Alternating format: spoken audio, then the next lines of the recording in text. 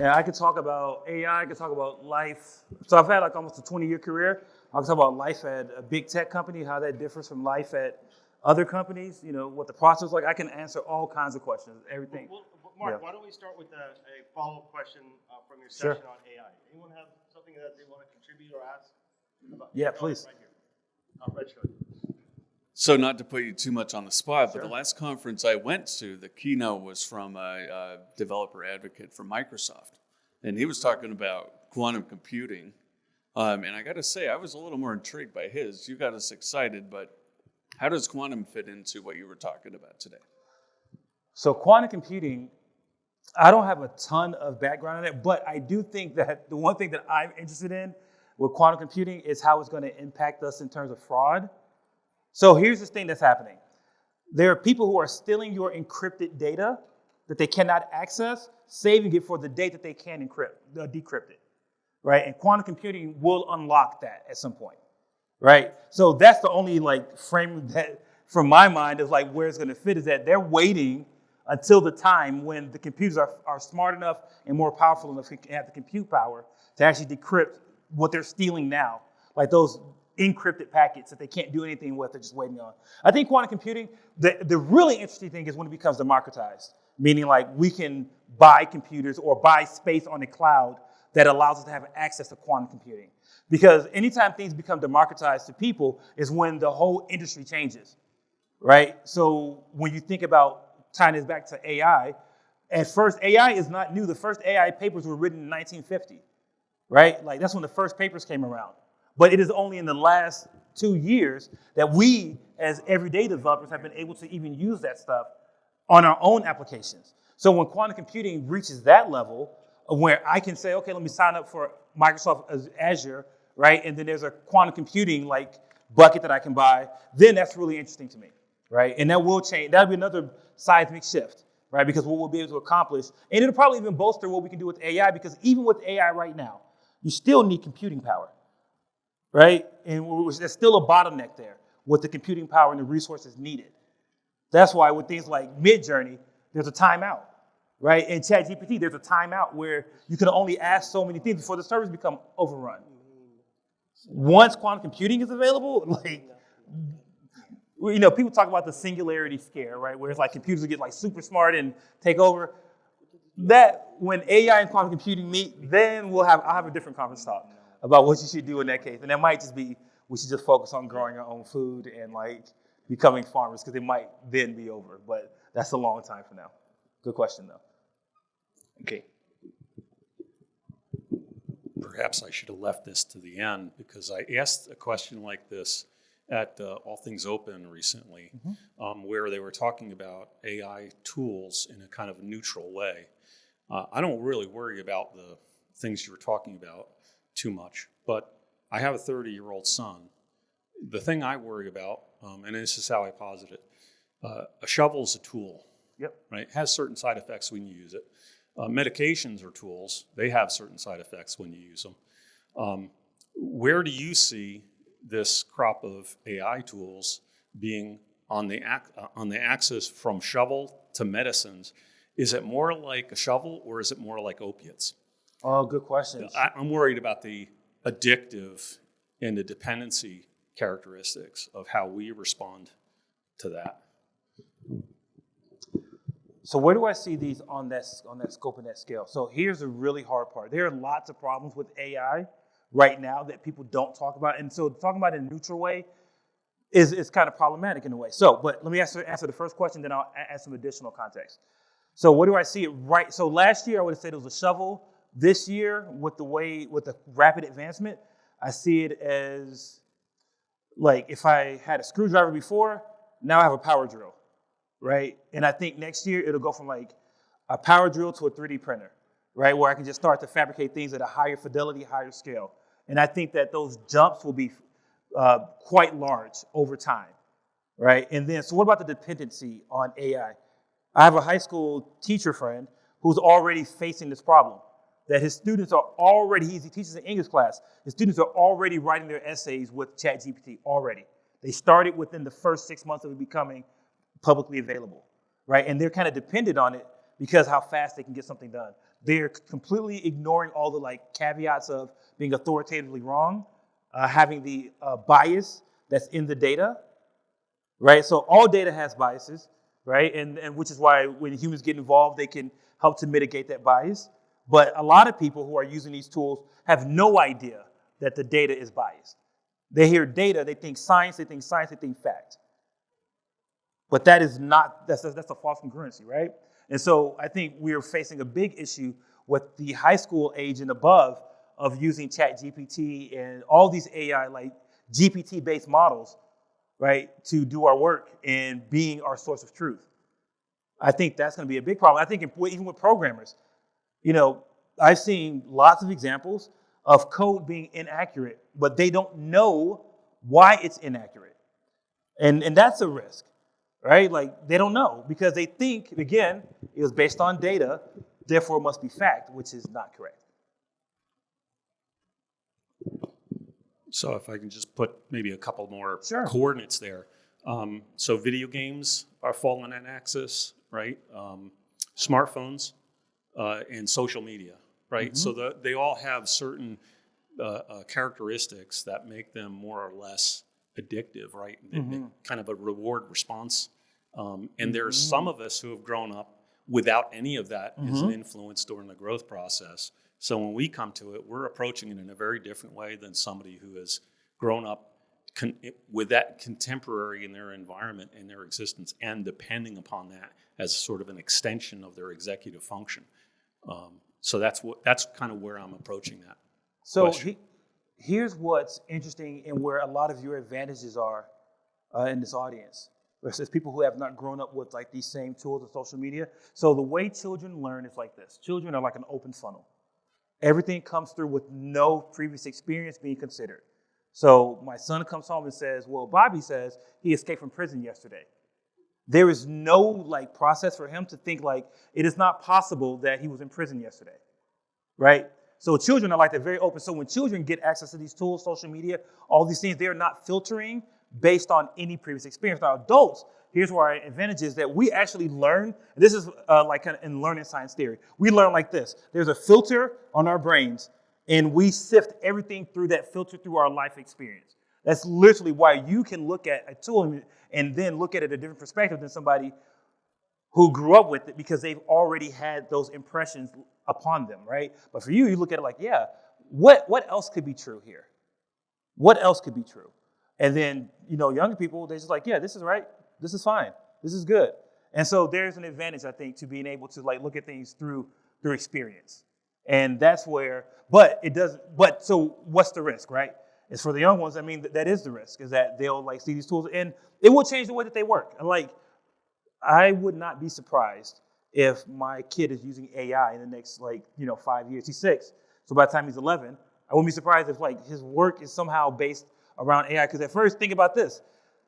When I was a kid, so just for transparency, just for timing, I'm 42, right? So when I was a kid, I was told that I would never have a calculator in my, with me. So I had to learn every like mathematical like strategy by memory because I would never have a calculator. Now I have a $1,200 calculator at all times. At all times, even in the bathroom, right? Like at all times with me. So my son already has a laptop for his school. I didn't get my first laptop until I was like 25. But he already has patterns that he learned from like using a tablet. He tries to touch every screen and swipe. Those are ingrained patterns, right? But you may not look at every screen and think to swipe because you already know that there are other input mechanisms, right? Maybe the keyboard, maybe there's a mouse, maybe there's something else. So my long response is to say that there is a difference in experience with life that will help influence how these tools are adapted or not adapted. Right? Or adopted, that's a better word, or adopted in our everyday work and in just lives.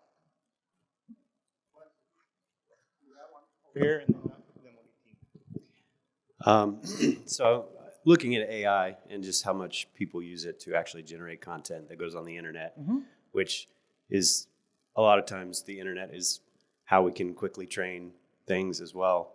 Is there a chance that there would be like a very poor feedback loop where AI starts to output the majority of the content in the world, which then trains itself incorrectly and so on. That's a good question. So is there a chance of a poor feedback loop where AI will just kind of feed off of its own bad data input? Because I'm not an AI researcher, I can't speak accurately to that. But I can tell you what I think, but this is just what I think.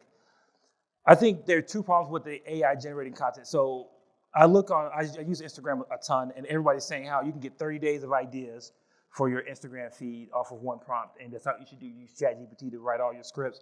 I think the problem with that is that everything will sound the same.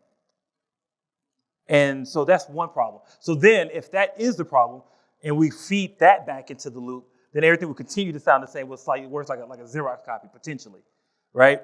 So that's one aspect of it. And then the other side, I just don't know enough to say what will happen. I do think about what happened with Microsoft when Tay was, do you remember the Tay chatbot was AI powered on Twitter?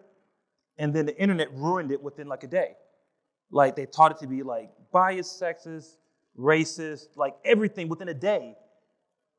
And then go back to the data. The data is already biased. It's not fully representative of all people and of just all kinds of things. It's not fully representative already for these things. Like if you ask, like some of these GPT models, its opinion on some things, it will be based on the data it was trained on, which is already biased.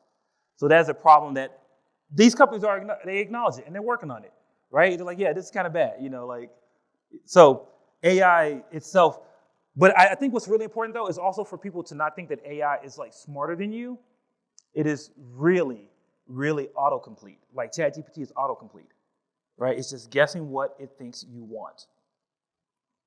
And I think it's a mistake to think of it as like actually intelligent. We haven't gotten that point yet where it can create novel ideas and novel things that we haven't thought of already. Because right now it's just based on data. So then, going back to your point, if there's bad data in the loop, I have to believe that the researchers are thinking about how to mitigate that though. Because there's too much at risk in terms of financial gain for companies that do AI for the bad data to like ruin their products. Like, no, they're going to figure out how to mitigate that. That's my opinion. Yeah. I can't believe y'all want to hang out and talk to me. Like, that is so wild. I really appreciate that. Like, it's amazing.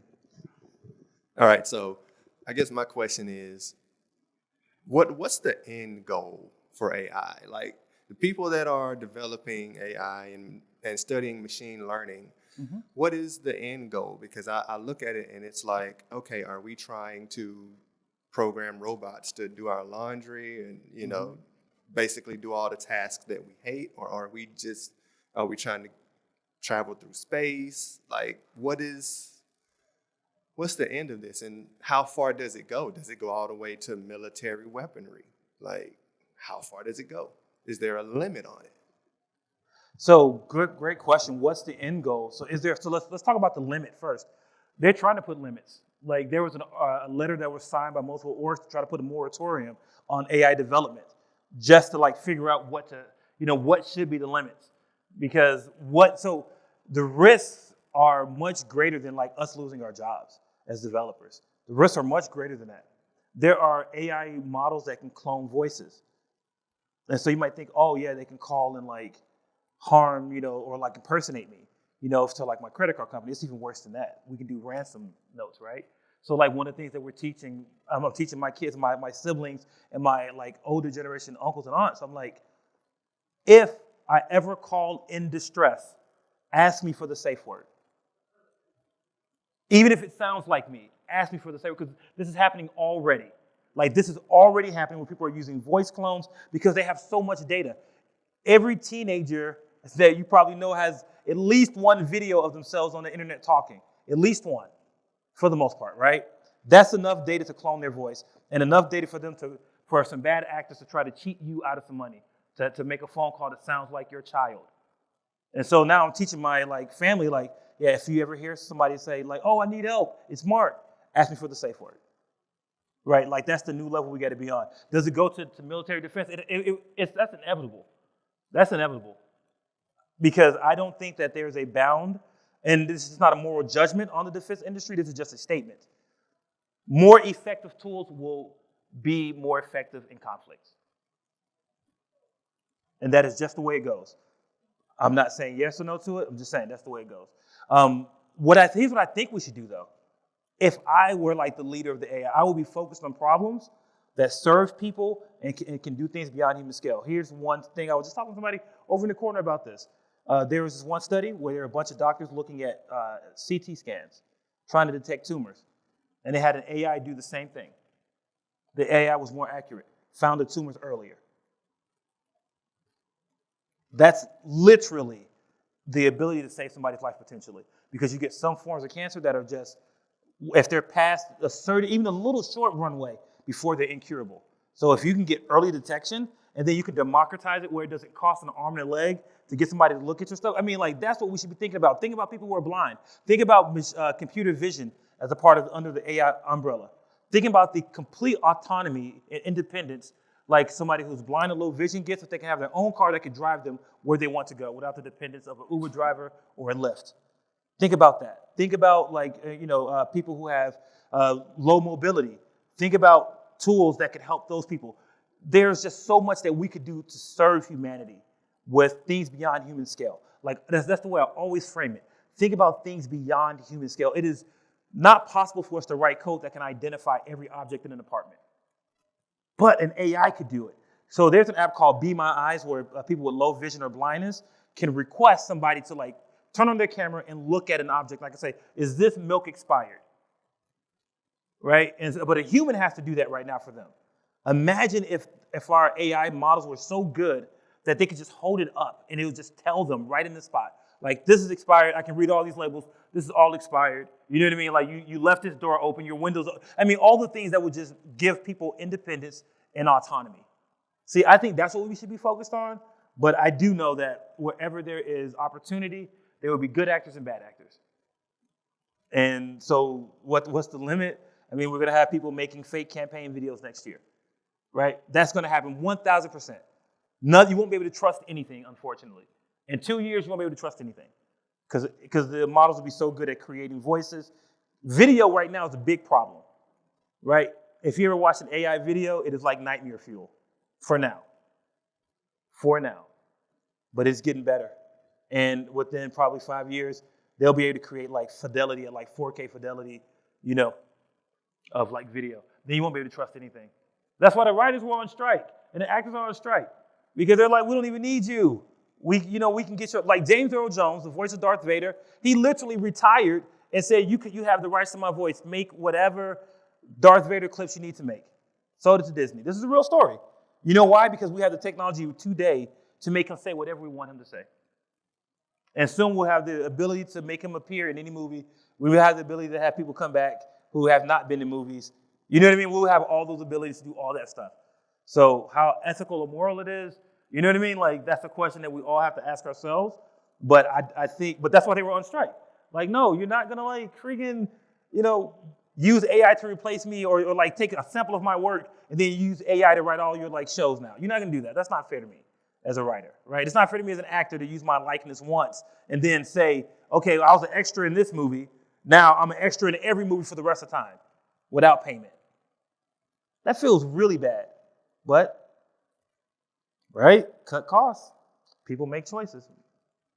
Sorry. I'm trying to stay as political, and try to be like neutral, but that's inevitably a part of the story. Like, it will happen. And we'll see, right?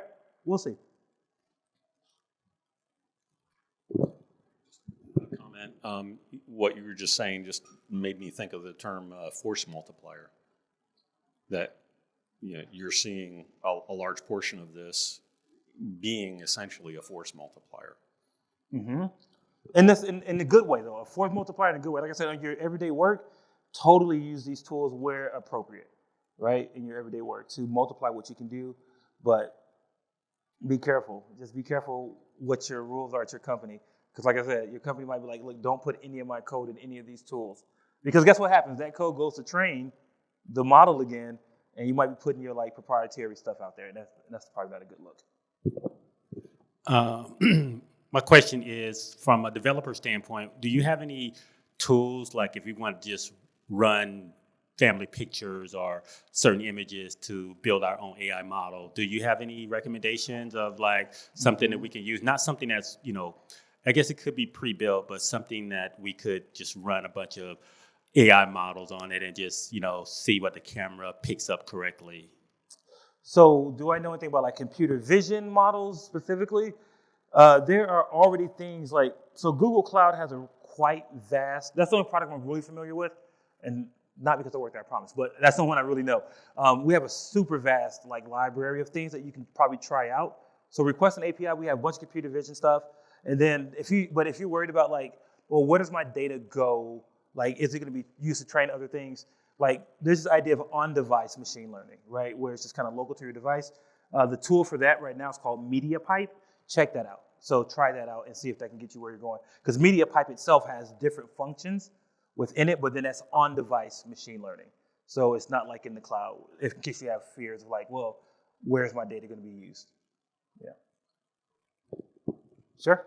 You touched on this on a bit. I worry a lot about the use of AI creating propaganda. Mm-hmm. And I guess I was hoping to hear something to get me a little bit more or less pessimistic about the future regarding that use. Oh, sure. So like using generative AI in a positive way, right? No, to combat the use of creation of propaganda. Oh, the combat. Okay. All right. So there were tools that were coming out. So here's the problem.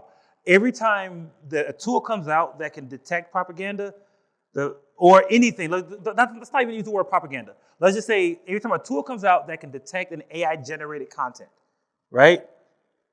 The content gets better and overlaps the tool. And we've seen this in real time. So go back to my friend who was a high school teacher. He texted me like, what do? I gave him a website that could detect ChatGPT written articles. It worked for maybe a couple of months at best. And then ChatGPT's models got better. And then it became harder to detect. So I don't know what we can do. I know, so there's this other idea that people are talking about is embedding like a signature inside of AI-generated content. So that way it can be detected. But that's the same thing like DRM for like music. Remember when iTunes did that?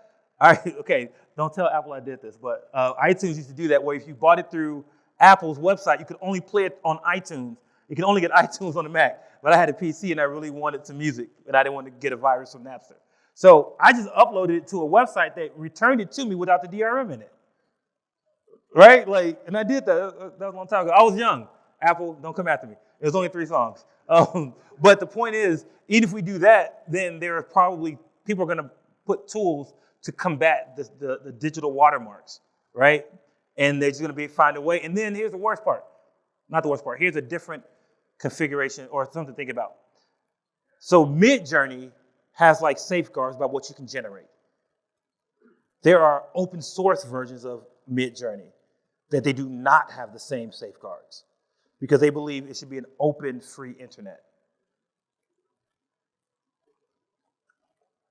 So you can figure what I mean by that. So. Like the laser speed guns that the police would use had to keep getting better because the laser detecting systems, it turned out they were all being built by the same company. So every time the police got new laser, like radar guns to be able to see how fast you were going, 6 months later, they'd make better detectors that you could put in your car to block them, right. So that the police had to go back and buy new guns 6 months later so that people had to buy. It was kind of a brilliant strategy if you just want to keep making money. But that's right. I feel like AI is going to be in that for every time AI gets better at it, then the detectors are going to be like, now we got to get better at it. And then That's correct. There will always be that same. Keeps pushing and pulling each other. Yeah, perfect example. And I do think that we're going to get to a point where we won't be able to tell the difference. I do believe that. So going back to your point about like what's the end, I honestly believe that you will not be able to tell the difference at some point. Just like with CGI, think about how far CGI in movies go. So if you look at, anybody watch The Mandalorian? You know some of those scenes are not filmed on location, but like it's a giant like billion pixel like high def screen from Sony that can project photorealistic backgrounds, and they don't even film in front of a green screen anymore. It is a digital background that is a physical screen as big as this back wall, right? Probably bigger, but it's super high resolution. So if CGI has like made that far, where you can't even tell that that's not a real canyon behind you, AI is going to meet that bar much more quickly than I think that we're all anticipating. That's why I say give it 2 years before it'll be even harder to tell what's real and what's not.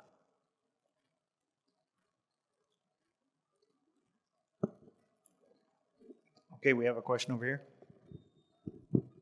What will be the use case of large language model multi-agent frameworks like AutoGen? So for LLMs, you said what would be the use case for LLMs? Are you aware of AutoGen from Microsoft? It's a framework that lets you use multiple large language models. Okay. And what kind of systems can we build using that? So what are large language models useful for right now? Is the first, so break down that question. Because I don't know AutoGen, but I got the idea is that you say you can combine large language models. So what are those useful for? Large language models are the things that power your GPT systems, right? So that's what LLM stands for. I should have put that in the slides for next time. That's what LLMs are. That's a very common term you hear. So I can imagine that the use case is just, let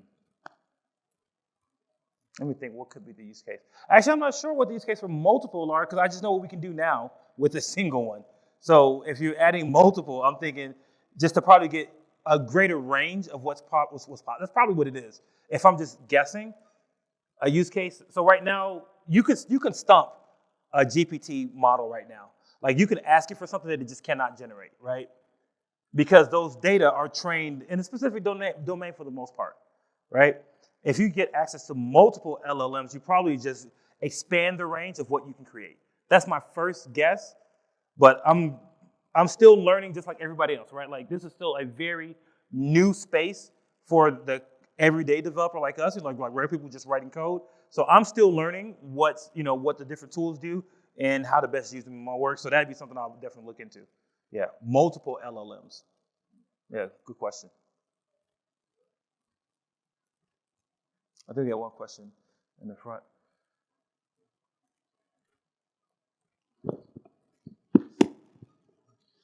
Okay. Do you think the companies that are basically blocking and banning AI tools through policy, do you think they're going to be left behind in the next 2 years? Oh, sure. So do I think the companies that are blocking and banning the use of AI tools are going to be left behind? I think that it's hard to predict, but I understand why, though, right? Because most people just don't know enough.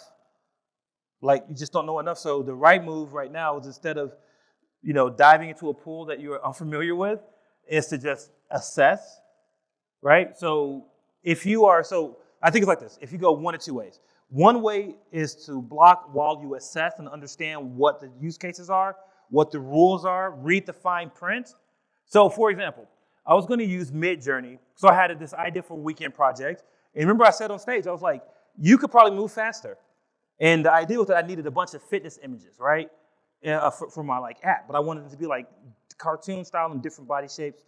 And I was like, paying a designer for this, for a product that I don't even know if people even want, may not be the best use of my money, right? So let me just generate a whole bunch of them. But before I did, I looked at Midjourney's data. And it was it's not data, sorry, terms and conditions. Then I was like, oh, wait, if whatever I generate gets put back into the pool, right? So if there's anything proprietary for my product, it gets put back into the training data, right? Like it can be used again. And I was giving up rights to it unless I paid, right? Unless I paid. And then it was a different context if you paid. So people should do that. So people who are blocking the tool should look at the terms and conditions and find out what are they agreeing to. Now, will they get left behind if they never adapt? Maybe. Because other companies will start to move faster. That's just it. People will start to move faster. I think as these pair programming tools, that's my number one tool that I think it makes sense to become familiar with is a pair programming tool. What's the name of this one? The most popular one right now, Copilot, right? Copilot is an excellent tool. I think it's worth learning it. Whether you use it is up to you, but I think it's worth just knowing how it works because someone who's using it is faster, right? Especially if they're talented like you are, right? So remember, your skills are not invalidated by the use of an autocomplete tool. Just like when we got IntelliSense in our IDEs, it didn't mean that you didn't have to understand the APIs. It just meant that you no longer had to memorize them all. right? This is a similar vein where you don't have to memorize bubble sort now, right? And you are already not memorizing. You're already going to Stack Overflow, right? And reading blogs. You're already doing that, but now it's like less. It's like now you're not taking out of context anymore. You have to open up another browser.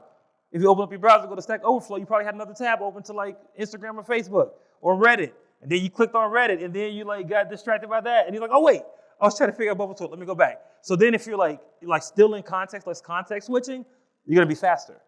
And so that's one of the hidden values of having something like Copilot in your editor is that you're not context switching anymore. You're still in the same window. So, yeah, something I'm thinking about.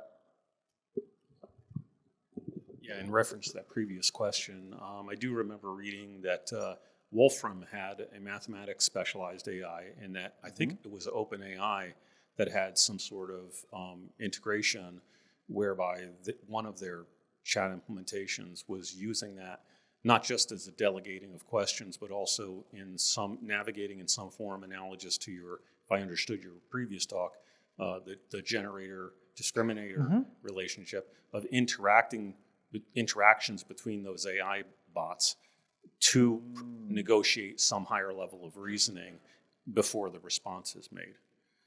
So I can kind of see that. I'll just say is one sidebar about Wolfram. They make a software called Mathematica.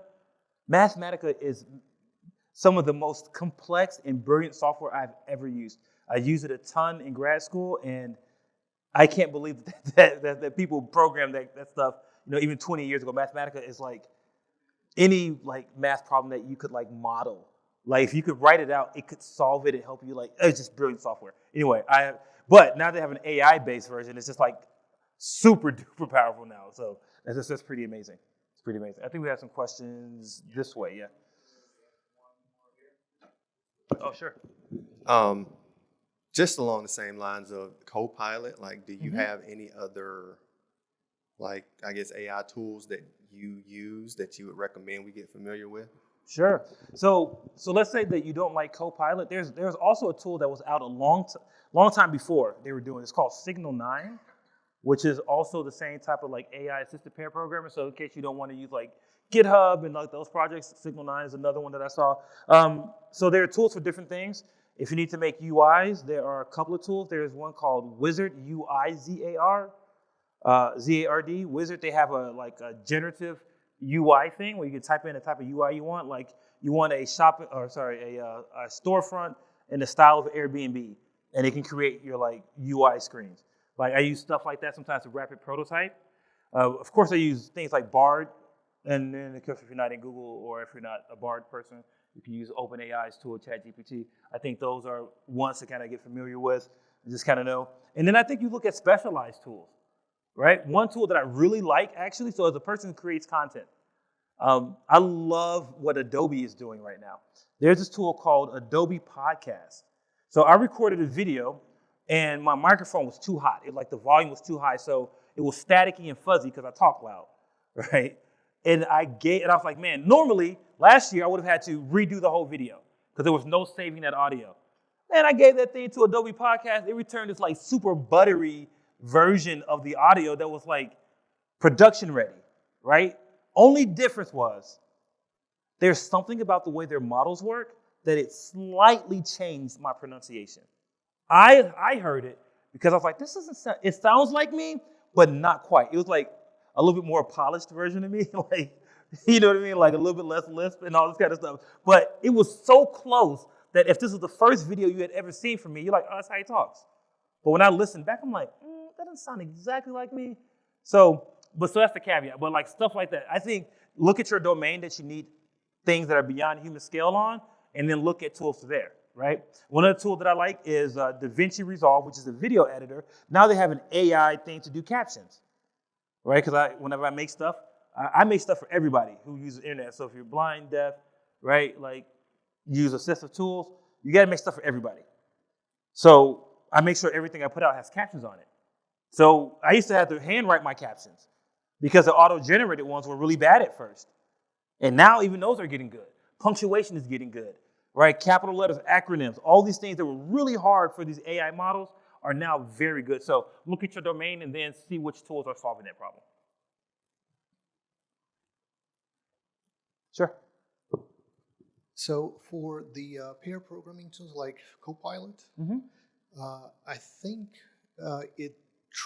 you need to become a better developer, because now you're not just working for yourself.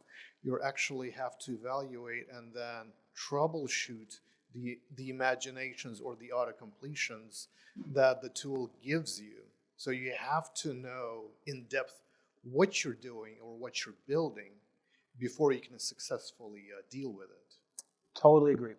Totally agree. You do have, that's what I said, you're still valuable in this space, even with the pair programmer. And the other thing that I think that, to go off what you're saying, you said, yeah, you got to become a better programmer because you got to evaluate, but then you're also dealing with two people's code now. Yours and the code that was just generated. And it's just like if you had another team member, right? And they added some code to your project. You have to now know your domain so well that you understand how this code now impacts the system. And so just trusting AI tools to like do your work, I do not think is the right way. Like, I just do not think so. I think using AI tools to enhance your work is the right way, at least for now. Because like I said, at one point, these tools would be so good that the real work would be prompting, right? And the work won't be writing code so much as like knowing exactly how to. The same thing with Googling. We went through this already. When Google first came out as a search engine, you had to know how to ask it what you wanted to get what you want back. And we're going to have to develop that same skill again through prompting, right? You'll have to be really good at writing the prompts that can get you an accurate thing back, because you can ask Google for anything now. You can start typing in song lyrics and Google will complete. But Google did not always do that. Google search did not always do that. That came over time because it got better. The difference here is AI is going to get better faster, though, right? Because the models, remember machine learning, the idea of being able to learn without being programmed. So that's where, like I said, learning how to prompt is going to be like a valuable skill too. Please. Hi. So here's a problem. We have huge 10, 12 years old code base in JavaScript, HTML, CSS, probably like, maybe 500,000 of lines of code. Sure. Is there other tools these days where you can create your own private LLM and then kind of use it to help you write, modify that code base, and ask questions like where are like all, like, say, calls to Elastic are made, or how is my API being used, and or where React is used, because like in this code base we have like React, we have plain JavaScript, all kinds of stuff. So are the tools like that these days, or do you see them coming? They're coming. So are there tools to do your migrations to help you that's your first part. Are there tools that you can train on your code base? I think Signal 9 is one of the ones that I know about, but I know there are more.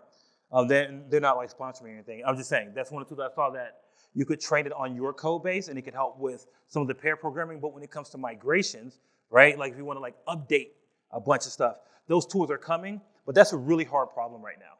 Like just in general for AI, even for these language models, that's a really hard problem.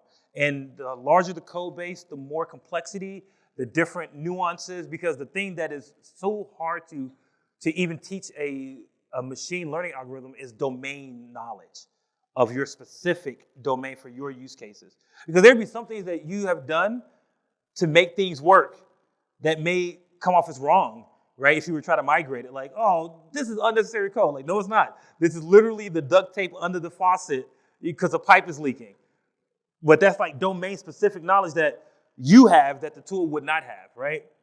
And so I think those tools are coming. I don't know if there's anything on the market right now that's like, that I would say, use this right now to get what you want. But I do think it's coming. Because that's a huge, so imagine what that means from a business point of view, right? If I could tell you, let's say you're on React like 5, and you want to get to like React 18 so you can use suspense and all the like newest stuff.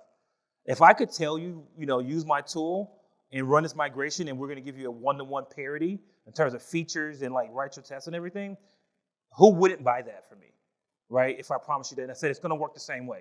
It'll just be better, like newer and less tech debt. Anybody about it. So that's a huge business opportunity. So I know people are hard at work trying to solve it. I don't think there's anything out there that I would trust just yet. It's even like just helping me understand where, using IDs these days, such huge code base, and find out some and find out like basically where like, is this a dead code? Is this, is this what it's difficult. Like, and so if there was like an LLM, that's a tool that I'll take a look at that one that you mentioned to help. Because what you're looking for is like static analysis on like supercharged static analysis, right? Oh, yeah. They can find like dead code. They can find what do you call those? Untraveled paths, right? And, just all these types of things that, we do right now with static analysis, but like to the next level, right? Yeah. Right. Even at the higher level, like, ask some kind of, more like human, like intelligent questions, like, not just like, where do I find, React being used like that, or this function being called, which I can do easily, but, much more, high level. Mm-hmm. Right. You want to talk to it the same way you could talk to Google, search right now, right? You want to just be able to ask what I like to call like plain, when I teach like kids how to use Google, I'm like, no, ask it in plain English. Exactly what your question is, the same way you would ask me, ask it. And that's the type of like interaction you want, right? With the AI tool. That's coming, for sure that's coming. Yeah, I just don't know when, but that's definitely coming. Cool.